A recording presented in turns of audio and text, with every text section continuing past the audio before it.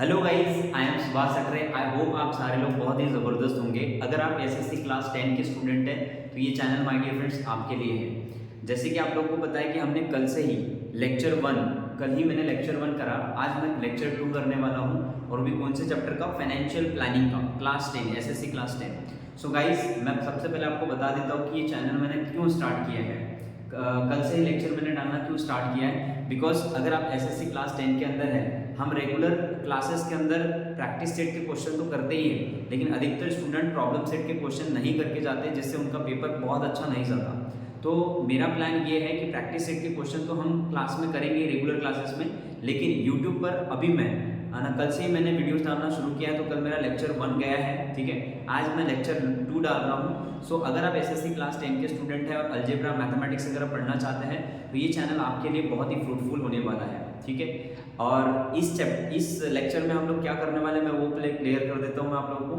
हम लोग problem set 4A, that is financial planning का प्रॉब्लम सेट 4A, इसमें दो प्रॉब्लम सेट है, प्रॉब्लम सेट 4A और प्रॉब्लम सेट 4B। तो हम लोग प्रॉब्लम सेट 4A स्टार्ट कर चुके हैं, जिसमें मैंने क्वेश्चन नंबर 2 करवा लिया है, ठीक है। तो आज हम क्वेश्चन नंबर 3 स्टार्ट करने जा रहे हैं। सो अगर आप लोगों ने अभी तक चैनल को सब्सक्राइब नहीं किया होगा तो सब्सक्राइब कर लेना। जिन भी फ्रेंड्स को आप शेयर कर सकते हो शेयर कर लो, जिनको आप हेल्प करना चाहते हो एसएससी क्लास 10 के लिए, ठीक है। So without wasting any time we have to start question number 3, ठीक है।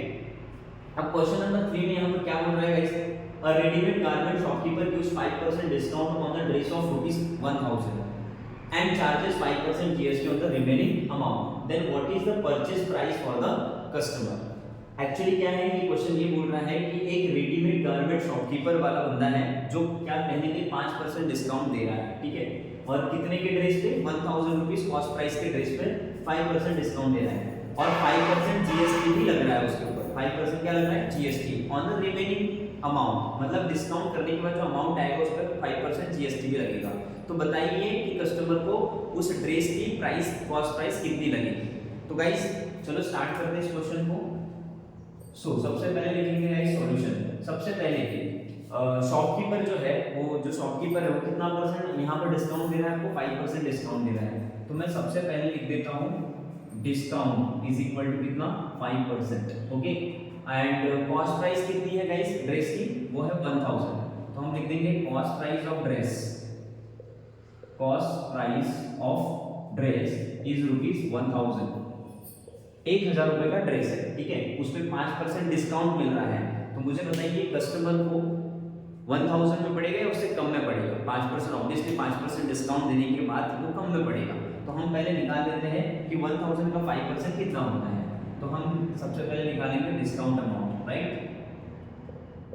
तो discount is equal to, discount amount is equal to क्या हो जाएगा, 1000 का 5%। तो कैसे निकालेंगे हम, 1000 का 5% मतलब 1000 मल्टीप्लाइड बाय 5/100, ठीक है। 5% का मतलब 5/100। सर ये 20 से 20 क्या हो गया, कैंसिल। 10 5 से कितना हो गया, 50। तो ₹50 क्या आ गया सर, डिस्काउंट।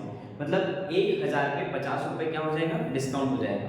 तो उसको एक्चुअल में उसकी प्राइस कितनी पड़ेगी, 1000 माइनस क्या करना पड़ेगा, 50 करना पड़ेगा। So the actual cost price, the actual cost price of dress, उस ड्रेस की एक्चुअल कॉस्ट प्राइस कितनी होगी my dear friends. Total cost कितनी थी 1000, लेकिन अब उसको 50 रुपए डिस्काउंट मिल गए हैं। तो 1000 माइनस 50 रुपीज, दैट इज 950।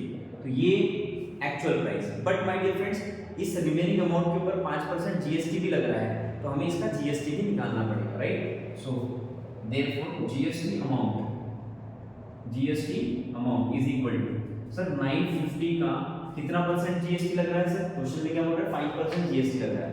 तो हम 950 का 5% निकालेंगे, ठीक है। तो 5% का मतलब क्या हो जाएगा, 5/100। तो 950 को 5 से मल्टीप्लाई करो, 5 5 जा 25 का 5 कैरी 2, 5 5 जा 25, 25 का 5 कैरी 2, फिर 5 9 जा 45, 45 प्लस 2 47, ये आ गया तुम्हारा 47, और ये जीरो लगा हुआ सर यहाँ पर, डिवाइडेड बाय क्या कर देंगे गाइस, 100। अब 4750 डिवाइडेड बाय 100 करेंगे तो यहाँ पर पॉइंट, 2 पॉइंट्स डिजिट शिफ्ट हो जाएगा। तो आंसर कितना आ जाएगा तुम्हारा, ₹47.50। तो इस तरीके से तुम्हारा जीएसटी अमाउंट आया। तो अब जीएसटी भी कस्टमर को पे करना पड़ेगा, राइट। जो एक्चुअल प्राइस है, जो डिस्काउंट देने के बाद वो प्राइस में जीएसटी ऐड करना पड़ेगा। सो क्या निकल जाएगा, cost price of the that is purchase price. क्या हो जाएगा, कितने में वो परचेज करेगा, कस्टमर कितने में परचेज करेगा, तो purchase price for the customer, purchase price for the customer will be equals to, sir amount कितना है 950, कितना था 950 प्लस कितना आ जाएगा 47.50, तो टोटल अमाउंट कितना हो जाएगा, ऐड कर दो इसको 9 मतलब 997.50। तो गाइस ये तुम्हारा कस्टमर का परचेसिंग प्राइस हो गया 997.50 रुपीस, ठीक है। सो चलो इसका स्क्रीनशॉट ले लेते हैं, नोट डाउन कर लीजिए, कर लिए। देखो हमको सबसे पहले क्वेश्चन में क्या दिया था, रेडीमेड गारमेंट शॉपकीपर 5% क्या दे रहा है, कस्टमर को डिस्काउंट दे रहा है। तो हम क्या करेंगे, और कितने का ड्रेस था, वो 1000 रुपीज़ का ड्रेस था, तो 1000 के ऊपर पहले हम 5% डिस्काउंट निकालेंगे।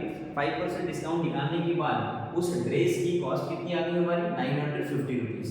क्यों, क्योंकि डिस्काउंट अमाउंट कितना आ गया 50 रुपीज़, तो 50 रुपीज़ माइनस कर देंगे तो कितना आ जाएगा 950।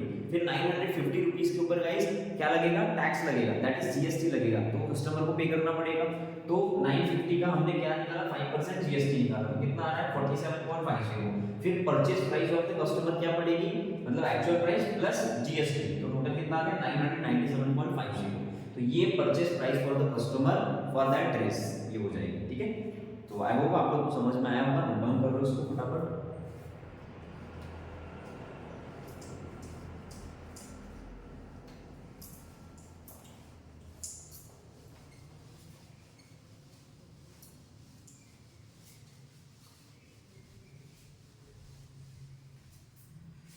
सो गाइस अगर आप प्रॉब्लम सेट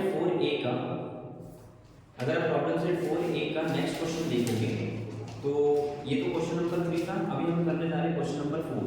क्या दिया है देखो, a trader from Surat Gujarat sold cotton clothes to a trader in Rajkot Gujarat. इसका मतलब एक ट्रेडर है, एक बिजनेस पर्सन है जो सूरत गुजरात में रहता है, जो सेल कर रहा है कॉटन क्लोथ्स को, ठीक है। और किसको, ट्रेडर इन राजकोट गुजरात, मतलब सूरत से राजकोट जा रहा है सामान, ठीक है।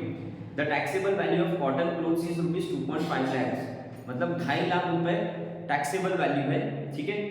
2.5 लाख रुपए क्या है, टैक्सेबल वैल्यू है। What is the amount of GST at 5% paid by the trader in Rajkot. तो जो ट्रेडर राजकोट में है उसको कितना जीएसटी पे करना पड़ेगा, वो हमें यहाँ पर निकालना है। तो चलो स्टार्ट करते हैं सॉल्यूशन, ठीक है। तो सबसे पहले तो टैक्सेबल वैल्यू कितनी है सर, 2.5 लाख रुपए, तो लिख देंगे यहाँ पर taxable value is equal to rupees 2.5 lakh means 2,50,000 rupees, ठीक है। और उस पर जीएसटी कितना लग रहा है 5%, तो लिख देंगे यहाँ पर जीएसटी इज इक्वल टू 5%। तो टैक्सेबल वैल्यू पर जीएसटी कितना लग रहा है, 5% लग रहा है, ठीक है। तो हम जीएसटी अमाउंट निकालेंगे, तो जीएसटी अमाउंट कैसे निकालते हैं, GST amount is equal to 2,50,000 into इस पे क्या निकालेंगे 5%, तो 5% का मतलब 5/100, 2 0 से 2 0 क्या हो जाएगा कैंसिल, तो मल्टीप्लाई करो 5 5 जा 25 कैरी 2 5 2 जा 10 प्लस 2 12 और ये 2 0 लगा दो, तो कितना आ गया सर 12,500 रुपए जीएसटी अमाउंट आ गया।